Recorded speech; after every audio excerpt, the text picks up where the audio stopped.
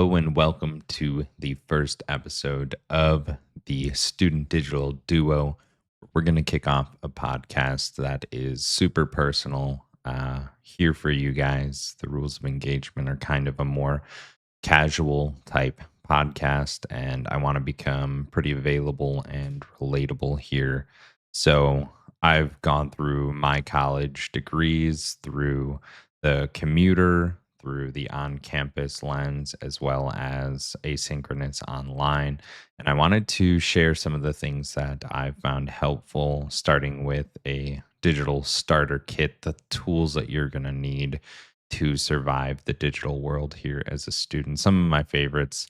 And we'll kick off the episode with going through cloud services and the pros and cons to those. First off, they're available across all devices. We're talking like Microsoft 365, Google Drive, Google Workspace, Student Workspace, these things that your university has set up for you as a resource when you first get your login and your services as a student.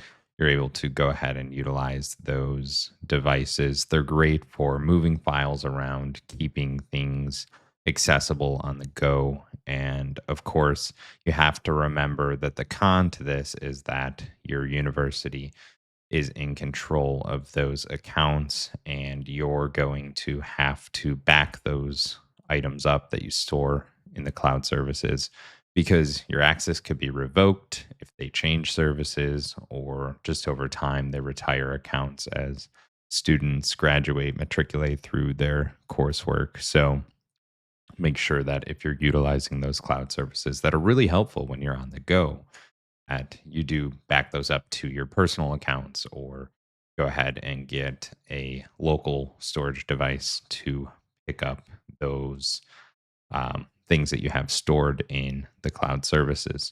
Of course, as we continue through those smaller local storage devices, you have USBs and external SSDs and things that you can grab right away. So we'll start with the USB. Really good for small projects, moving papers, PowerPoints, using them at library workstations where you want to utilize maybe the software that the university pays for that you don't have access to on a personal level, but you're able to jump through computers day to day and work on those projects by having that USB available. Small, can keep it in your backpack, in your bag. And of course, those are super helpful to move maybe file formats that are junky when you're putting them into those cloud storage services. Or again, they are just small enough for those quick file transfers when you're not trying to move a ton of data like a movie or a big final project. And that's where those external solid state drives or hard drives, if you're using uh, an older version of this hardware, but those SSDs are for those big projects like finals, group projects, audio and video files, big class projects. And of course, the class materials like lectures and PowerPoints, the guides, the resources that professors give to you, you do want to keep those, back those up as you work through your coursework. So you can look back and check out where you've been and maybe revisit those topics if you need to. But B, as you get further in your career, of course, those things become useful to you as you're building that bit of expertise in that field. So I love solid state drives. I love the local storage devices for backing up all of your resources locally. You can go ahead and label something like, college years or something. And pretty much at this rate, when you can get those 1 terabyte to 4 terabyte storage drives, you can buy one and it'll last you throughout your whole career. So, after the break, we're going to revisit some of the other pieces of gear or hardware that I like, and we'll continue here with our digital starter kit. So, sit tight, and we'll be right back. Hey guys, If you are a student looking forward to starting your career, or you are an early career professional that's looking to improve your game, maybe find a new job or work on a certain skill set, go ahead and check out the Career Pro Digital Duo resources and podcast here on the Bastion Network to find out those tips and tricks that are going to help you elevate your career today.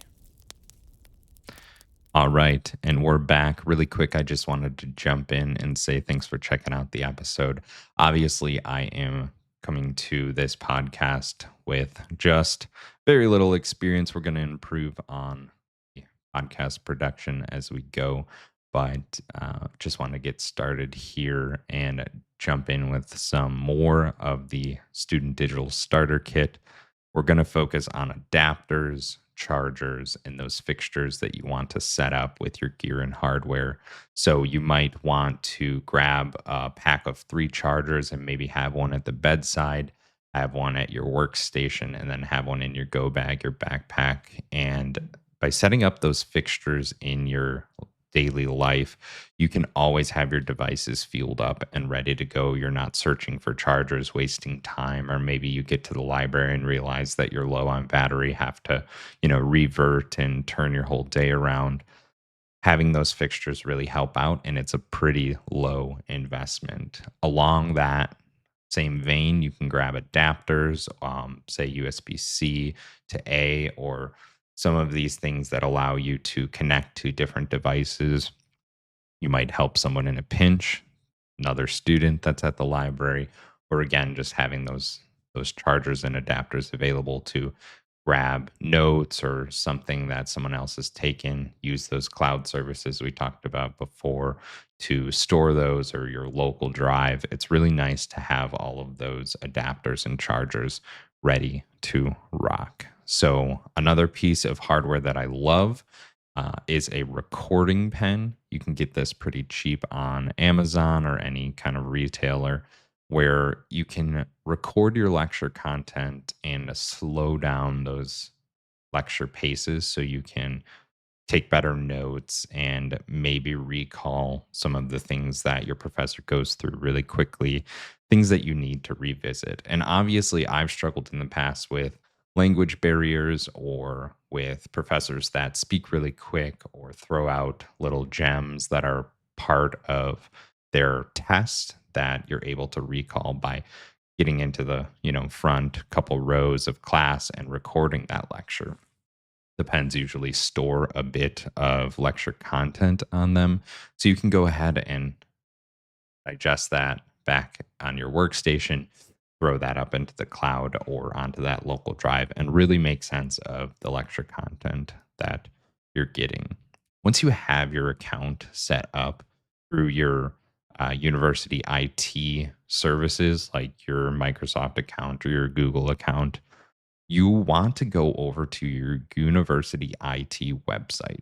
And there's free version access for a lot of great softwares there while you're a student. Pretty much you log in and they use that single sign on to trade over and grab those free student versions of a software like Adobe, or something that is super powerful to convert files, or something you can utilize for your projects. And the IT website is great for offering discounts on those full access type softwares, like recording software, video editing software. I've utilized those in the past. And they also have training for free. Sometimes it's seminar based, like you have to sign up and get a spot.